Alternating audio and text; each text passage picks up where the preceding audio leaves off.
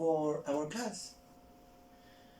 Let's consider the following facts, the following data. On August the 6th, over the city of Hiroshima, the bomb known as Little Boy was dropped.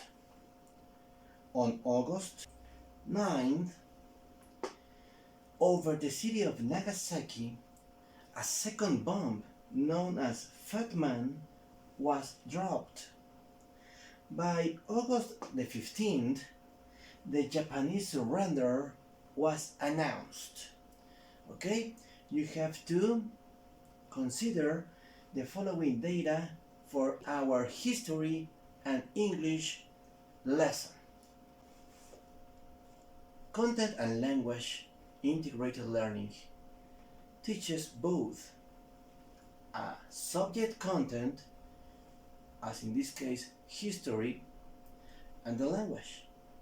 We provide students with enough comprehensible input for them to understand, to improve, to practice the language. And also we cover a syllabus of a subject matter such as history or maybe science, mathematics, etc. We need no materials, perhaps the blackboard and some texts.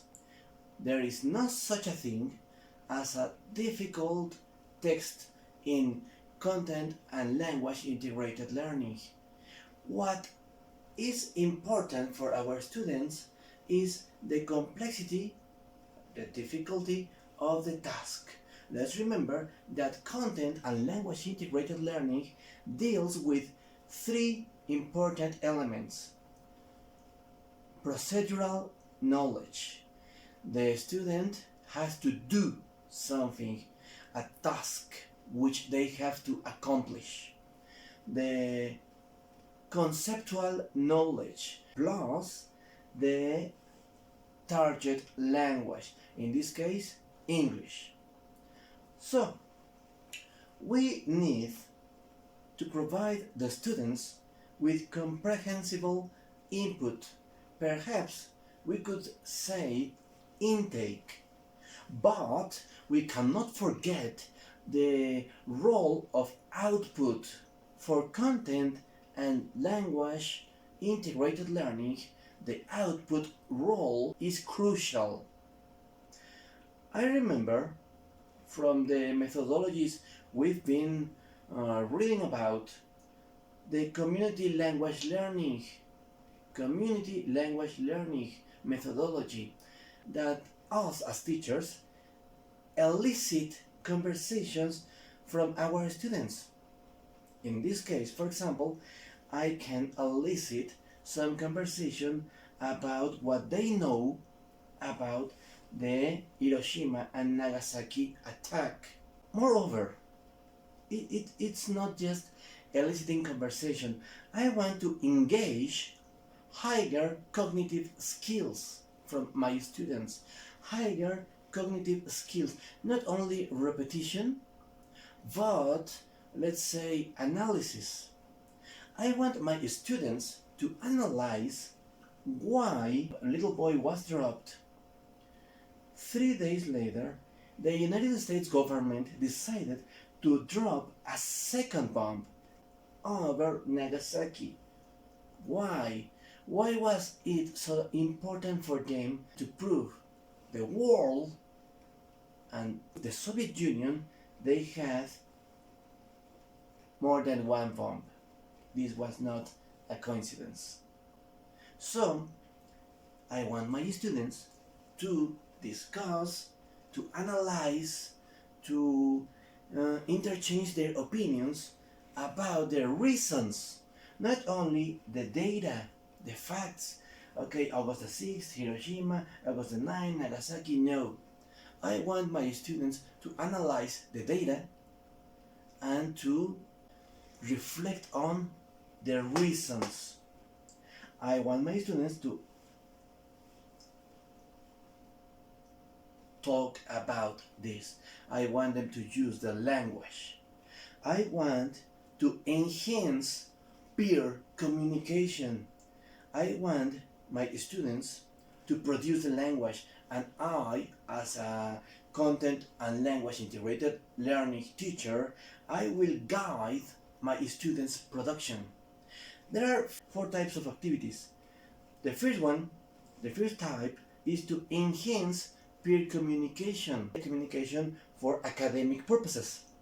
So my students are having communication in the small groups with academic purposes, but also to socialize. A second type of activity in the content and language integrated learning, to help my students develop reading strategies.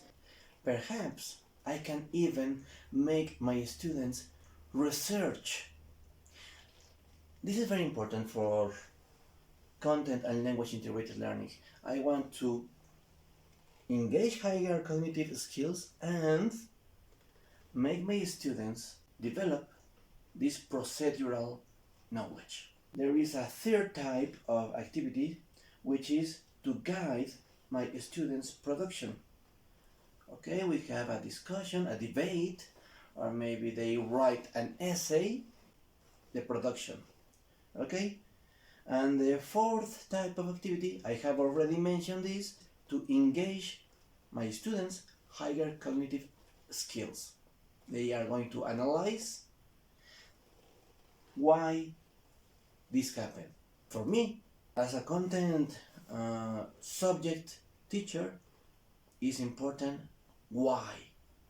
And for me, as a language teacher, it is also important for them to analyze the why, because otherwise they wouldn't